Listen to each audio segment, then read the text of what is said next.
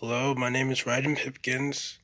I finished third in the New Jersey Scholastic State Chess Championship. I am top 1% on chess.com. I'm here with sunkamalsports.com. This is a series on endgames. I will specifically go over Rook endgames in this video. Rook endgames because of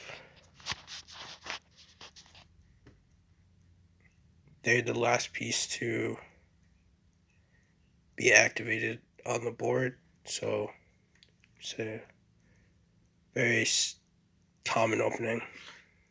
E4, E5, knight F3, knight C6, bishop C4, knight F6, D3, bishop C5, knight C3, castle, castle, and H6. As you can see, 3 out of 4 of White's minor pieces got activated, and 3 out of 4 of Black's minor pieces got activated. The queen, the rook, and the other rook still haven't moved from their starting squares. And what is very common is that the knights and bishops get traded off first, and the rooks are left on the board last. So that's why rook endgame is most common. Now, just remove everything from the board, just leaving the rooks left, which is a possible position that you can get in the game, but more for instructional purposes.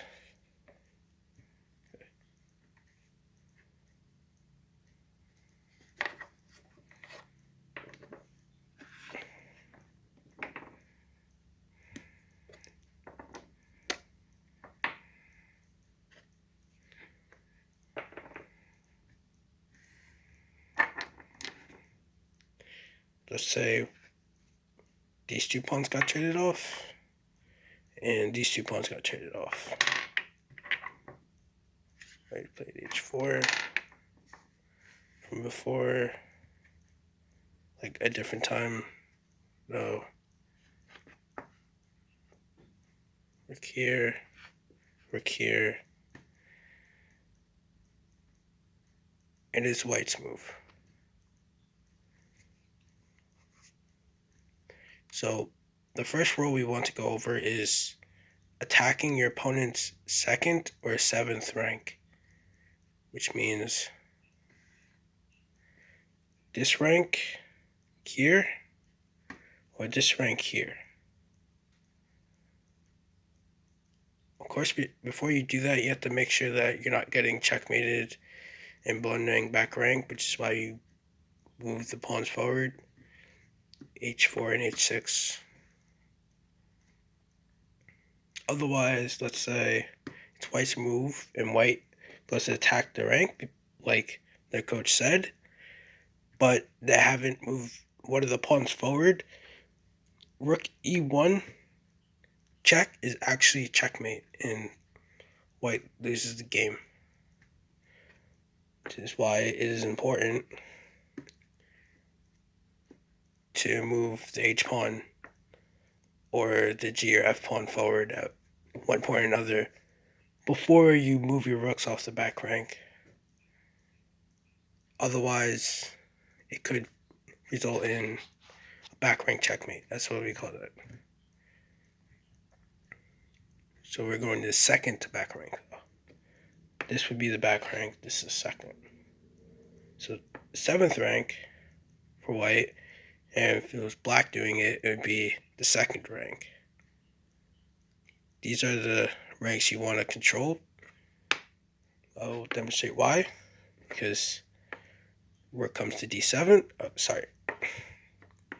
the h4 was played in previously. White to move, rook comes to d7, and now, since the pawns can only move forward, they can only push. They can only move forward and attack forward on a diagonal. So the pawns can attack the rook, and whatever pawn black moves here, they move like c6, b7 gets taken, right? b7 gets taken. They play a move like b6 and not have the b pawn get taken, then rook can take c7. Also, let's say rook can e4.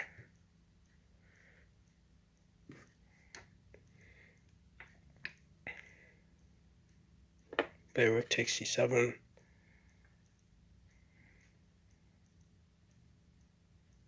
Sorry, not e4, not in this case. Rook e2. Rook can take c7. And now the rook can't take this pawn because it's defended. And we can keep going across the board this way. The other thing is, this king can't move because the rook is controlling this whole 7th rank, which is why many coaches will instruct students to put the rook on the 7th rank if possible. Same thing with this king. This king can move this way, which isn't as strong, but they can't move past the 2nd rank here because the rook's controlling it. And the second principle, or the second tip, is to make sure your pawns defend each other when they're attacked. So the rook can't take here.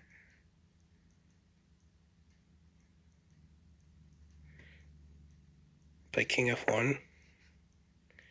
Rook comes to e4. And now, because this pawn is attacked, rather than pushing it forward and making it weaker, we keep it on h4 and push the g pawn. And also now the rook is no longer able to control the 2nd rank.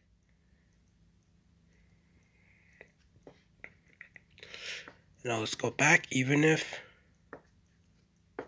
starting position, even if when white plays king f1, the rook comes to d2, white can play king e1, and the rook is still forced to move away and no longer controls the 2nd rank because they can't take this pawn because the rook on c7 square defends this pawn. Yeah, so rook would still have to come to e4. Let's go back to starting position. King f1, rook e4, g3.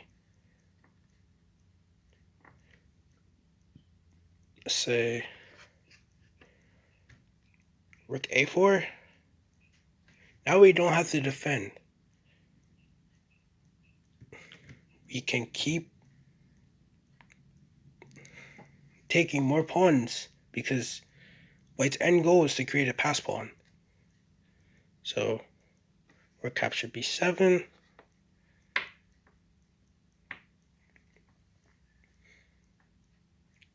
And rook capture a2. This is fine.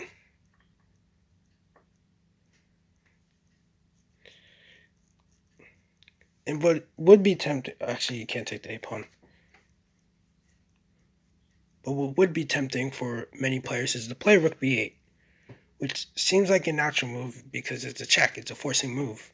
But it actually allows the king to escape to the 7th rank, which then would allow it to have a much better support of preventing these pawns from from promoting to a queen. So instead of that,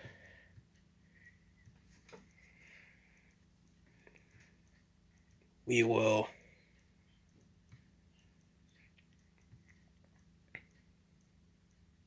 either activate the king further or push the pawn.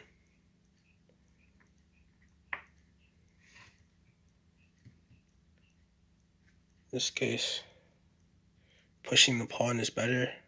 c4, king e8, c5, king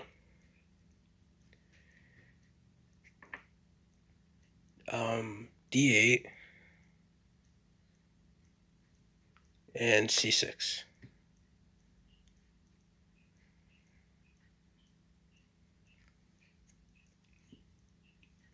Now black is in trouble here. Black still can't take the pawn on b2. Black's best option is to try to trade off pawns. g5, h take g5, h take g5.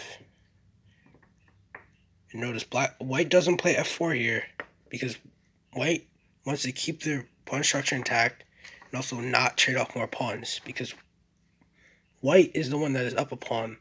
White wants to keep more pawns on the board. White is the one that it has the advantage here. If white makes a mistake and trades off too many pawns, then the position will be drawn and white will no longer be able to win.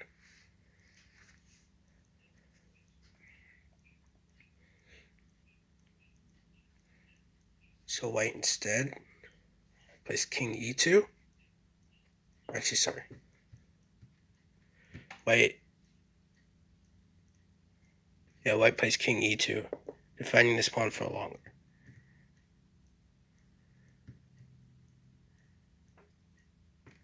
Black plays a5.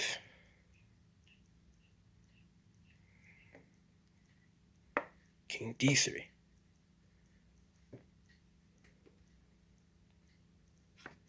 a4.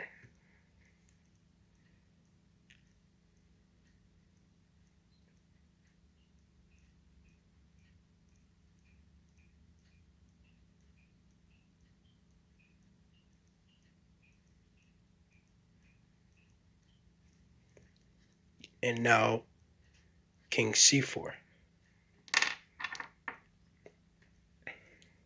a3.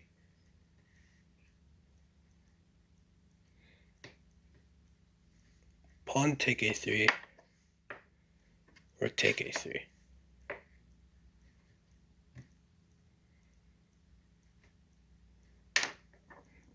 This pawn is still hanging, so rook now takes f7.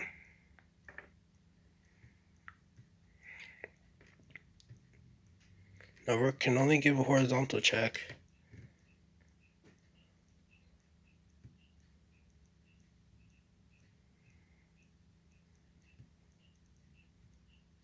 It's not exactly clear what black should do here. Probably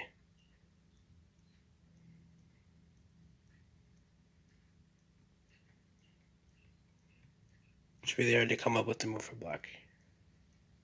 Either rook a2 or rook a4 or rook a8. Either move makes sense here.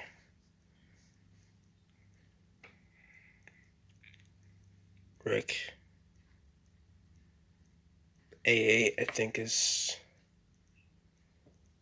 probably the best defense.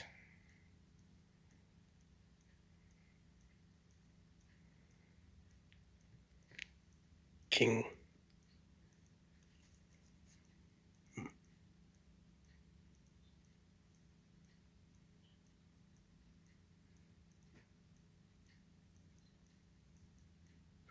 and white is able to end the game with the tactic now.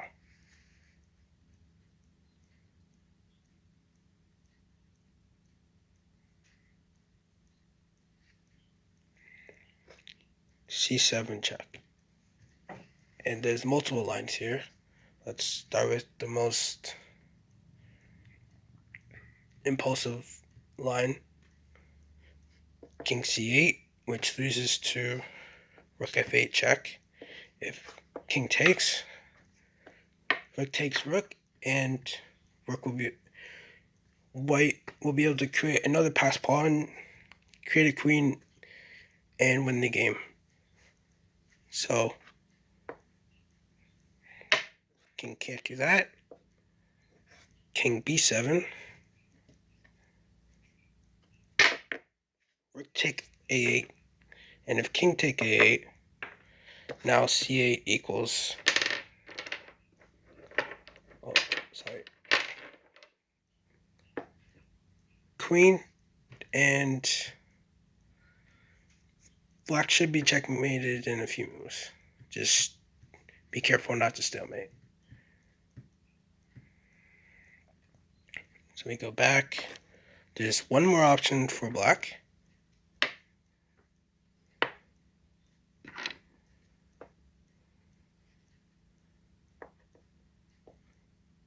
To figure out where the rook was. It's on f7. Now I remember because rook took f7 before.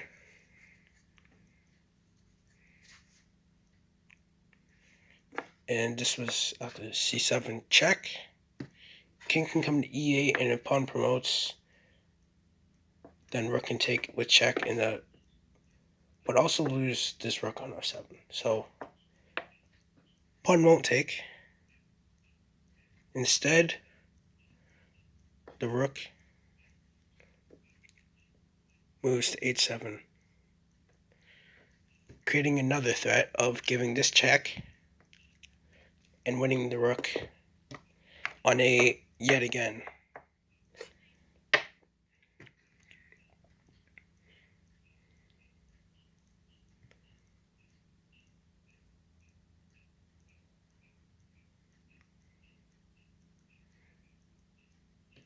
So black's best move is rook c8, which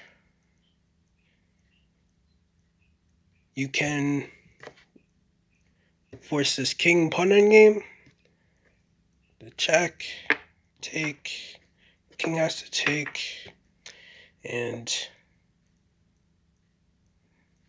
king e4, or king d5, king take. I'll just speed up these moves.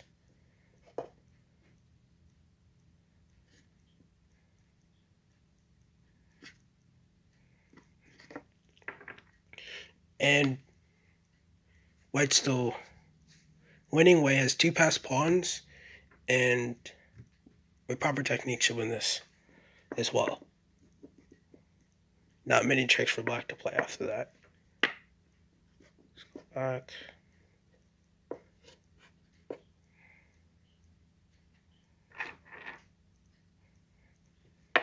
Here, here. But what is much more simpler is a move like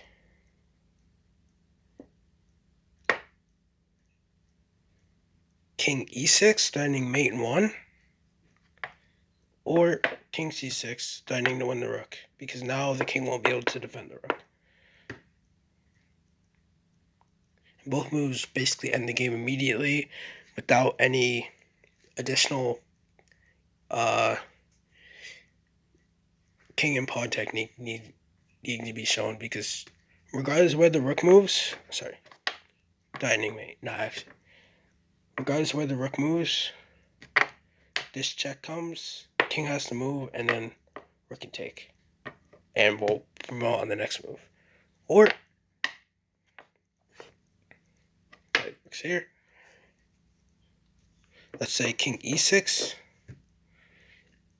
Rook can take on c7, and you can take on c7 and win, but the immediate win is rook h8, check and mate.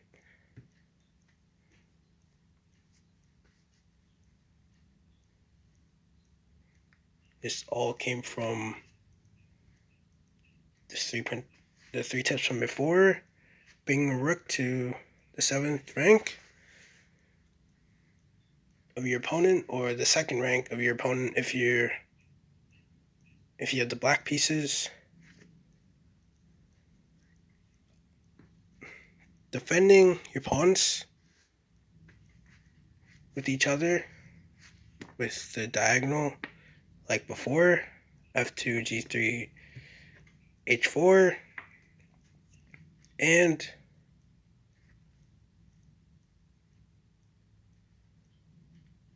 create a passed pawn, which white did by taking black's pawns and then of course pushing it up the board. And the last important thing to do in almost every endgame is to make sure that your king is useful, that you find something useful for your king to do, whether it's defending pawns on your king side or queen side, or helping, aiding in the attack, or promoting of your passed pawn, like in this case. The king is slow and lazy in comparison to the other pieces on the board, but still useful and can be this decisive factor in a chess endgame. Thank you. Take care.